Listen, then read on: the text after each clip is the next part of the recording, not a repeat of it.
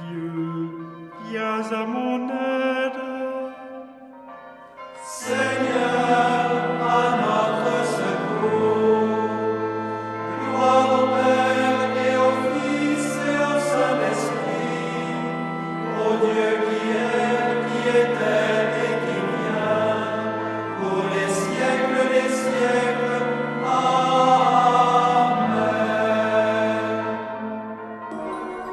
L'ange du Seigneur apporta l'annonce à Marie.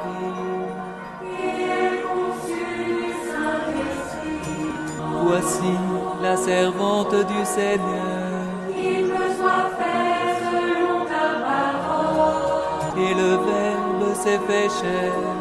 Et il a habité parmi nous. Je vous salue, Marie, comblée de grâce. Le Seigneur est avec vous. Vous êtes bénie entre toutes les femmes. Et Jésus, votre enfant, est béni. Sainte Marie, Mère de Dieu, priez pour nous, pauvres pécheurs, maintenant et à l'heure de notre mort. Amen, Amen, Alléluia. Priez pour nous, Sainte Mère de Dieu. Afin que nous soyons rendus dignes des promesses du Christ. Prions. Que ta grâce, Seigneur notre Père, se répande dans nos cœurs. Par le message de l'ange, tu nous as fait connaître l'incarnation de ton Fils bien-aimé. Conduis-nous par sa passion et par sa croix, jusqu'à la gloire de la résurrection. Par Jésus, le Christ, notre Seigneur.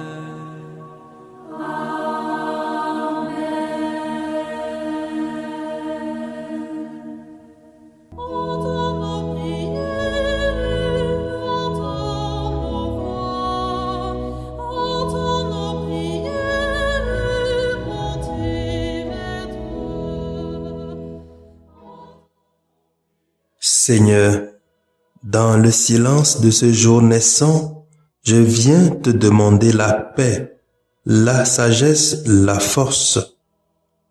Je veux regarder aujourd'hui le monde avec des yeux tout remplis d'amour, être patient, compréhensif, doux et sage, voir au-delà des apparences tes enfants, comme tu les vois toi-même, et ainsi ne voir que le bien en chacun. Ferme mes oreilles à toute calomnie. Garde ma langue de toute malveillance. Que seules les pensées qui bénissent demeurent en mon esprit. Que je sois si bienveillant et si joyeux, que tous ceux qui m'approchent sentent ta présence. Revêts-moi de ta beauté, Seigneur, pour qu'au long de ce jour, je te révèle. Amen.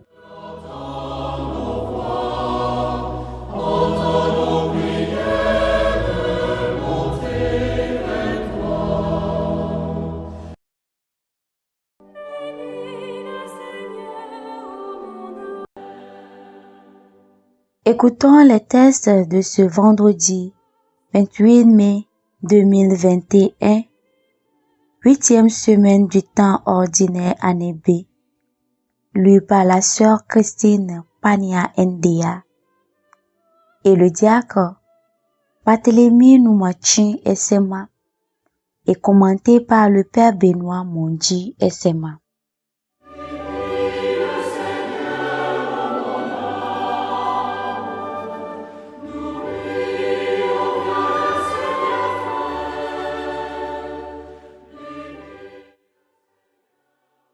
Lecture du livre de Ben Sirac le Sage, chapitre 44, verset 1 et le chapitre 19, verset 13. Faisons l'éloge de ces hommes glorieux qui sont nos ancêtres.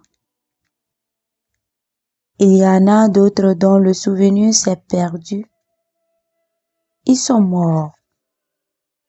et c'est comme s'ils n'avaient jamais existé.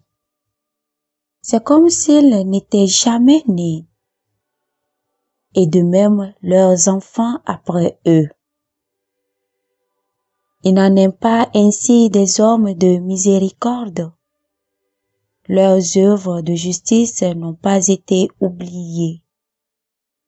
Avec leur postérité se maintiendra le bel héritage que sont leurs descendants. Leur postérité a persévéré dans les lois de l'alliance. Leurs enfants y sont restés fidèles grâce à eux. Leur descendance subsistera toujours. Jamais leur gloire ne sera effacée. Parole du Seigneur. Nous rendons grâce à Dieu.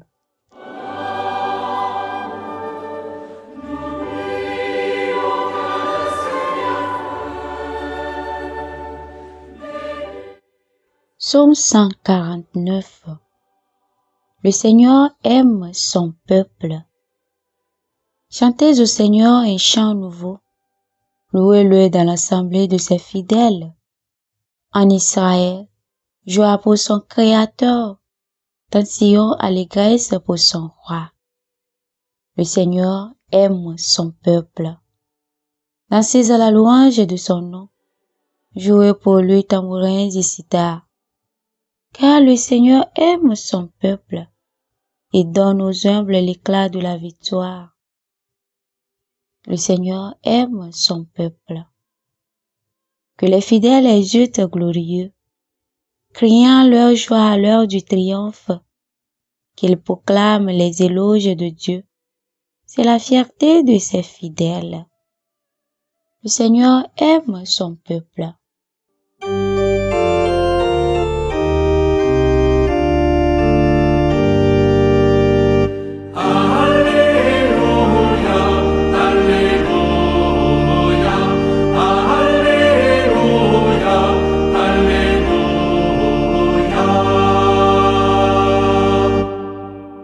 C'est moi qui vous ai choisi afin que vous alliez, que vous portiez du fruit et que votre fruit demeure, dit le Seigneur. Alléluia, Alléluia, Alléluia, Alléluia.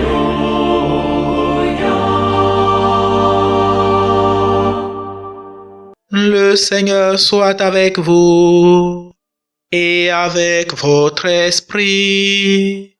Évangile de Jésus-Christ selon saint Marc.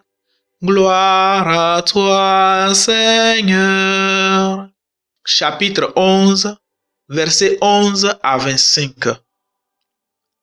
Après son arrivée au milieu des acclamations de la foule, Jésus entra à Jérusalem dans le temple. Il parcourut du regard toutes choses, et comme c'était déjà le soir, il sortit pour aller à Béthanie avec les 12. Le lendemain, quand ils quittèrent Béthanie, il eut faim. Voyant de loin un figuier qui avait des feuilles, il alla voir s'il y trouverait quelque chose. Mais, en s'approchant, il ne trouva que des feuilles, car ce n'était pas la saison des figues. Alors il dit au figuier, « Que jamais plus personne ne mange de tes fruits. » Et ses disciples avaient bien entendu. Ils arrivèrent à Jérusalem. Entré dans le temple, Jésus se mit à expulser ceux qui vendaient et ceux qui achetaient dans le temple. Il renversa les comptoirs des changeurs et les sièges des marchands de colombes, et il ne laissait personne transporter quoi que ce soit à travers le temple. Il enseignait et il déclarait aux gens, « L'Écriture ne dit-elle pas, « Ma maison serait appelée maison de prière pour toutes les nations » Or, vous en avez fait une caverne de bandits. Apprenant cela, Les grands prêtres et les scribes cherchaient comment le faire périr.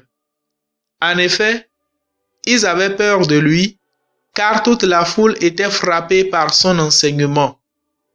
Et quand le soir tomba, Jésus et ses disciples s'en allèrent hors de la ville.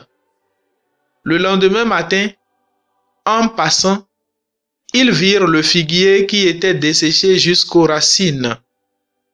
Pierre, se rappelant ce qui s'était passé, dit à Jésus: « Rabbi, regarde, le figuier que tu as maudit est desséché. » Alors Jésus, prenant la parole, leur dit: « Ayez foi en Dieu. Amen, je vous le dis.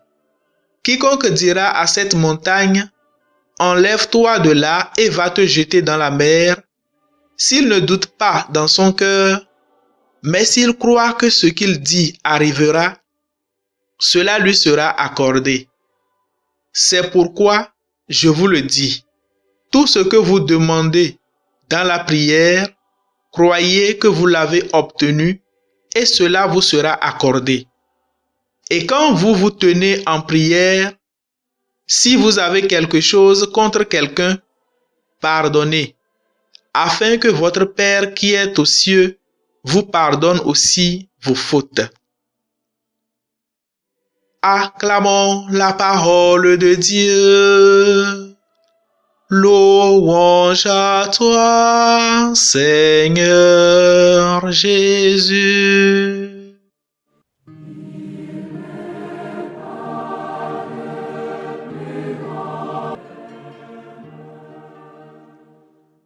Bien, chers frères et sœurs dans le Christ, loué soit Jésus-Christ.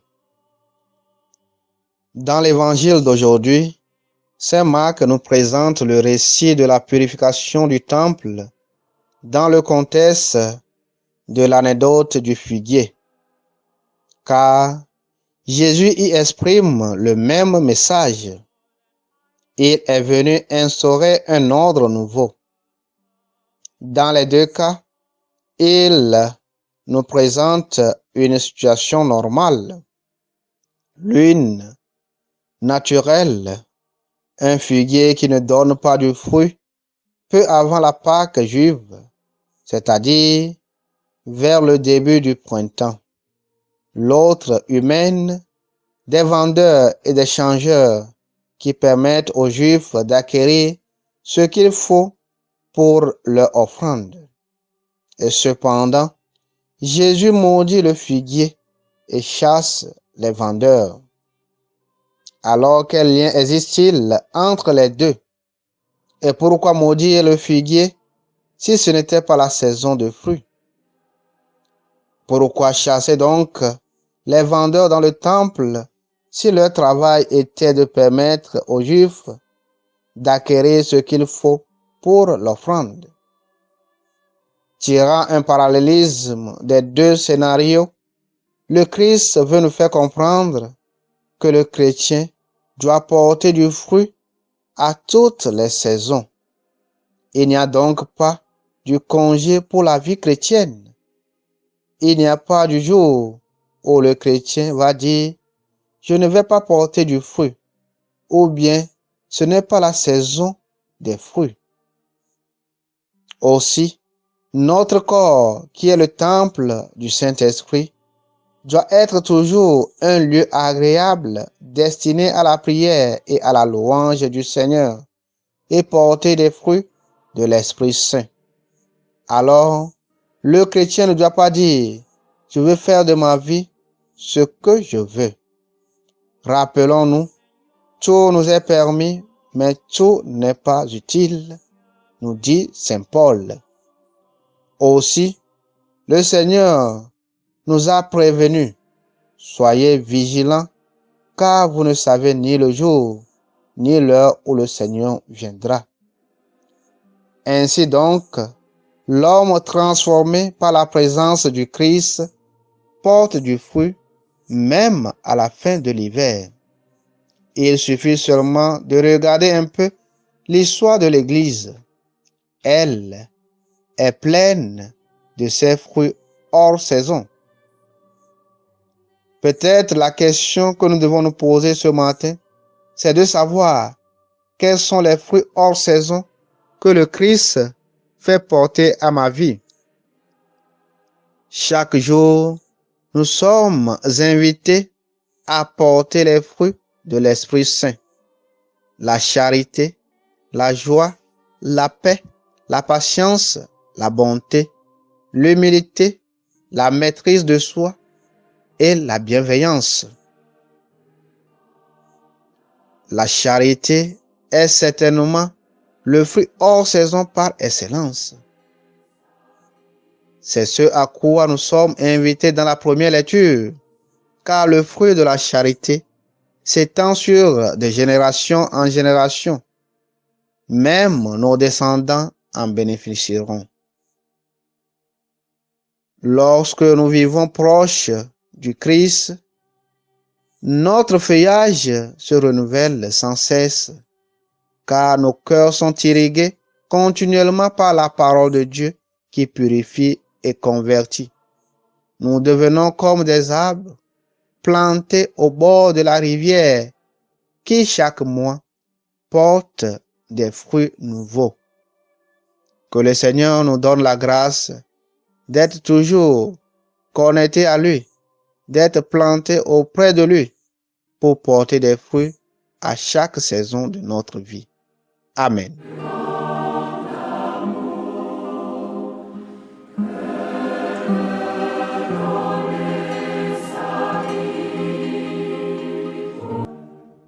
Le Seigneur soit avec vous. Et avec votre esprit. Que Dieu Tout-Puissant vous bénisse, le Père, le Fils et le Saint-Esprit. Amen.